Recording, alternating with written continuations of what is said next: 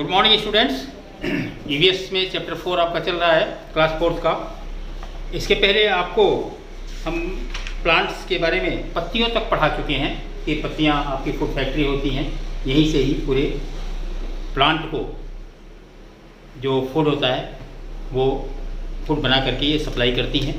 तो इसके बाद अब आपकी ब्रांचेज यानी डालियाँ, ये पढ़ाया जाएगा आज के chapter. Branches are the new shoots at the side of the stem. जो आपका मुख्य तना होता है वहीं से नए नए एक पतली पत्ती वो निकलती, बाद में मोटी हो जाती है, वो डालियाँ उसे ही कहते हैं हम। क्योंकि leaves, flowers, fruits are found on the branches. जितने भी पत्तियाँ होती हैं, फल होते हैं, फूल होते हैं, ये डालियों पर ही लगते हैं, तने पे नहीं लगते।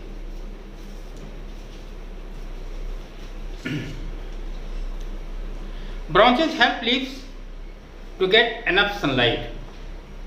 डालियाँ पूरे पेड़ को, पूरे पौधे को सूर्य का प्रकाश लेने में मदद करती है। Some plants have branches while some plants do not have branches.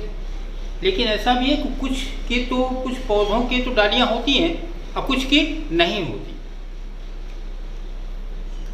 इसके बाद flowers. The most beautiful and colorful part of the plant is the flower. किसी भी पौधे का सबसे सुंदर और रंगीन जो भाग होता है उसे हम फूल कहते हैं। It is the seed bearing part of the plant. इसी से ही हम इसे सीड बेयरिंग अर्थात जो हम उसके बीज को प्राप्त करते हैं, किसी भी पौधे का वो फूल से ही उसका कार्य शुरू होता है। फूल से फल आते हैं, फल से बीज मिलते हैं। Flower exist in different colours. फूल अलग अलग रंग, शेप्स के आकार, इनका जो फूलों का जो आकार और रंग होता है ये अलग अलग होता है। सेम टाइप के जो फूल होंगे वो सेम टाइप के होंगे। गेंदे का फूल है, गुलाब का फूल है, अड़हुल का फूल है, जिस चीज़ का पौधा है उसका फूल एक समान होगा, लेकिन अलग अलग टाइप के जो फूल होंगे वो उनका रंग और आकार उनका अलग अलग होता है। They are coloured brightly in order to attract insects.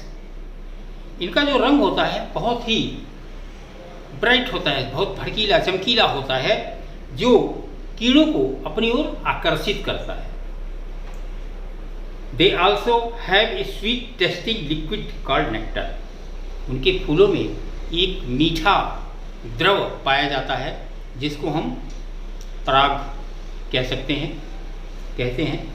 They may be single or in branches bunches. ये गुच्छे में होते हैं, एक हों या दो हों, मतलब फूल या तो एक निकले या दो निकले, ये गुच्छे में होते हैं। अलग पार्ट है इसका फिर एक पौधे का fruit. Fruit are edible part of a plant. एक पौधे का जो खाने वाला भाग होता है वो उसका फल होता है। दे में बी ग्रीन, वो हरे भी हो सकते हैं, येलो पीले भी हो सकते हैं, रेड लाल भी हो सकते हैं, ऑरेंज और संतरे के रंग का भी हो सकता है। रंग फलों का अलग अलग, फल का रंग भी अलग अलग हो सकता है। Fruit have different shape, size and taste. फलों का जो स्वाद होता है, आकार होता है, रंग होता है, आकृति होती है, ये भी अलग अलग होता है। सेव की अलग आकृति और आकार होगा, आम का अलग होगा, टेस्ट उसका अलग होगा, उसका अलग होगा। तो ये अलग अलग फल का जो आकार है और आकृति है और टेस्ट है, स्वाद है, ये सब अलग अलग होते हैं। Some fruits have one seed while some have many seeds. कुछ फल ऐसे होते हैं केवल एक बीज होता है उसमें, और कुछ आते हैं बहुत होता है। जैसे आम देखें तो आम में एक ही बीज पाया जाता है, गुठली एक होता है। जबकि अमरूद खाएं तो उसमें बहुत होता है अमरूद में।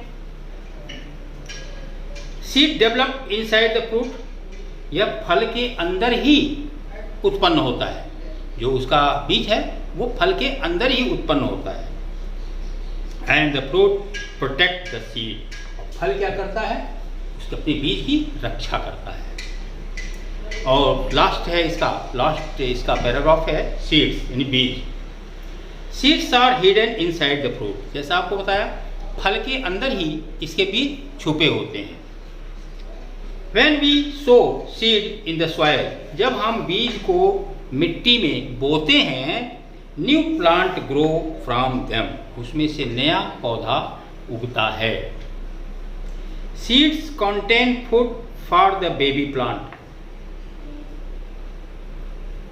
Seeds contain food from the baby plant, उनको जो भोजन मिलता है वो जो छोटा सा जब पौधा निकलता है फिर उनसे उनको भोजन मिलना शुरू हो जाता है। Seeds need enough air, water and sunlight to grow into a new plant, बीज को हवा, पानी, सूर्य का प्रकाश ये सब चाहिए एक नया पौधा बनाने के लिए। इन बीजों को ये सब आवश्यकता होती है। The process of development of seed into a new plant is called germination. जब एक बीज से कोई नया पौधा निकलता है तो उसको हम जर्मिनेशन यानी कि उसका उत्पन्न होना ये कहते हैं। सब बीजों की अलग अलग जर्मिनेशन होती है, कोई 3 दिन में निकल जाता है, कोई 10 दिन में निकलता है, इस टाइप से सबकी टाइम की अवधि होती है जर्मिनेशन की। आपको कुछ पौधों के बारे में और बताया जाए थोड़ा सा।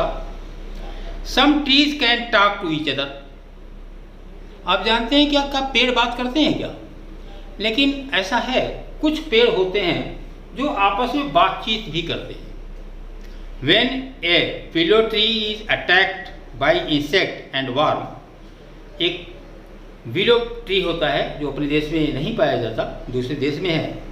जब इसके ऊपर कीड़ों का आक्रमण होता है, it produce an excess of chemicals in its leave, तो इनके जो पत्तियां होती हैं उसमें बहुत ज़्यादा रसायन, अधिक रसायन पैदा हो जाता है। This alert the neighbouring willow, ये पड़ोस वाला जो उसका विलो का दूसरा पेड़ है, पड़ोस वाला उसको खतरे से अवगत करा देती है। पहला पेड़ फॉलोइंग द वार्निंग, और उसको चेतावनी दे देती है। नियर बाई ट्री, जो उनके आसपास के पेड़ होते हैं उनको चेतावनी दे देती है। Begin to produce the same chemical to defend themself from a similar attack, दूसरे पौधों को ये सूचना दे देती है आप लोग भी पत्तियों में बहुत ज़्यादा केमिकल उत्पन्न कर लें क्योंकि ऐसा खतरा हमारे पास आने वाला है। इस तरह से चैप्टर 4 बच्चों आपका कंप्लीट हो गया। नेक्स्ट चैप्टर एनिमल लाइफ आपको नेक्स्ट वीडियो में प्राप्त होगा। तब तक के लिए